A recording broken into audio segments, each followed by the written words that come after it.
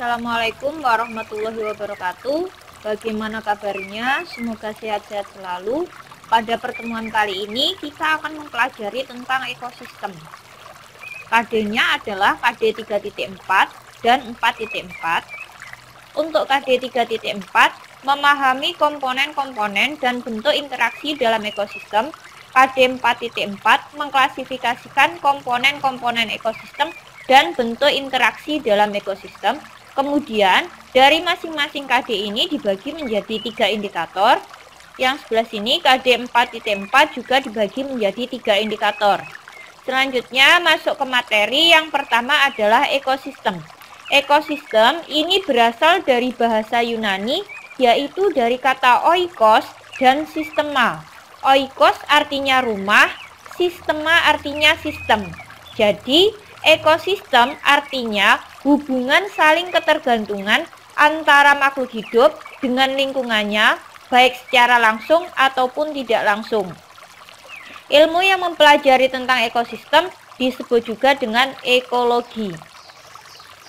Nah, untuk komponen ekosistem yang paling rendah tingkatannya di sini ada yang namanya individu, populasi, komunitas, ekosistem. Kemudian nanti yang paling besar itu ada yang namanya biosfer. Untuk penjelasannya, individu adalah satu makhluk hidup tunggal. Jadi makhluk hidup yang jumlahnya cuma satu. Contohnya satu ekor kucing, satu pohon pisang, satu pohon mangga. Itu adalah contoh individu. Pokoknya semua makhluk hidup yang jumlahnya cuma satu itu disebut juga dengan individu. Selanjutnya ada populasi. Kalau populasi ini jumlahnya lebih dari satu dan jenisnya harus sama. Misal di halaman rumah itu ada 2 ekor kucing, berarti sudah bisa disebut sebagai populasi kucing. Kalau ada 3 ekor ayam, berarti sudah bisa disebut sebagai populasi ayam karena jumlahnya lebih dari satu dan jenisnya sama, yaitu sama-sama ayam. Selanjutnya ada yang namanya komunitas. Komunitas ini kumpulan dari beberapa populasi. Nah, tadi misal di halaman rumah itu ada 3 ekor ayam, terus 2 pohon mangga, 3 pohon pisang. Berarti itu sudah bisa disebut sebagai komunitas karena di situ ada populasi ayam, populasi pohon mangga, dan populasi pohon pisang.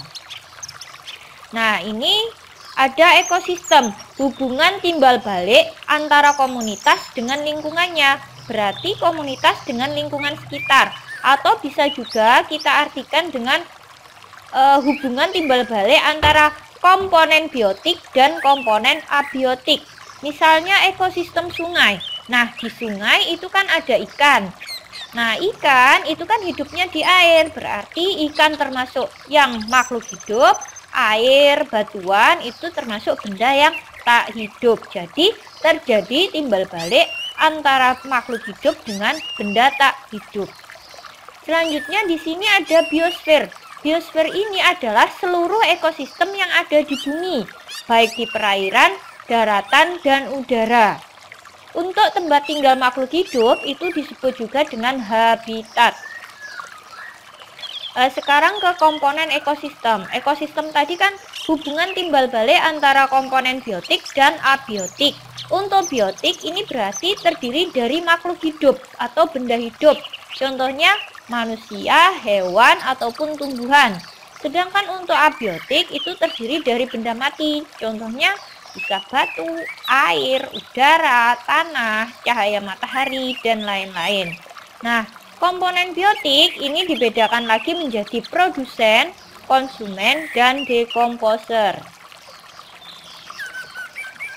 Masuk yang pertama yaitu komponen abiotik. Berarti di sini adalah benda tak hidup. Contohnya air, udara, tanah, cahaya matahari, suhu, batu, kelembapan.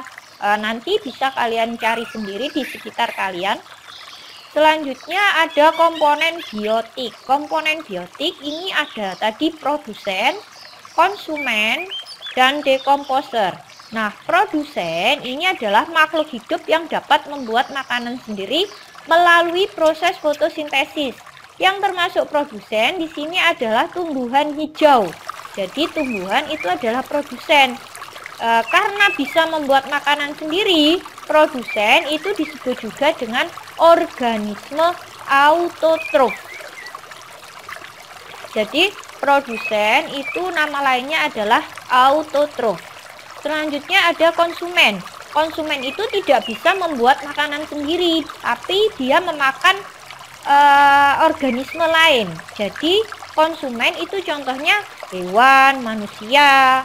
Nah, karena tidak bisa membuat makanan sendiri, konsumen ini disebut juga dengan organisme heterotrof.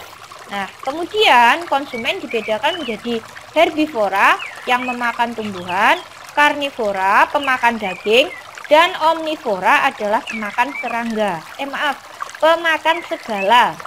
Selanjutnya ada dekomposer. Dekomposer atau nama lainnya adalah pengurai. Karena sudah bernama pengurai berarti dia menguraikan makhluk hidup yang sudah mati.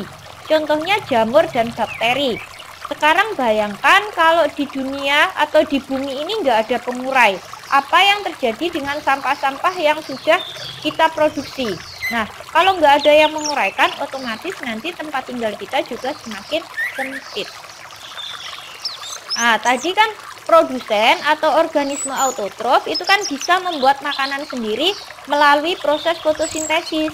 Nah, proses fotosintesis ini dibantu dengan karbon dioksida, air, klorofil atau zat hijau daun dengan bantuan cahaya matahari akan menghasilkan oksigen dan glukosa atau karbohidrat yang kita gunakan untuk melakukan aktivitas. Jadi, bahan yang diperlukan untuk proses fotosintesis di sini ada CO2, H2O, klorofil atau zat hijau daun, dibantu cahaya matahari akan menghasilkan O2, C6H12O6. Nah, demikian untuk materi kali ini. Terima kasih. Semoga bermanfaat. Sukses selalu. Sehat-sehat.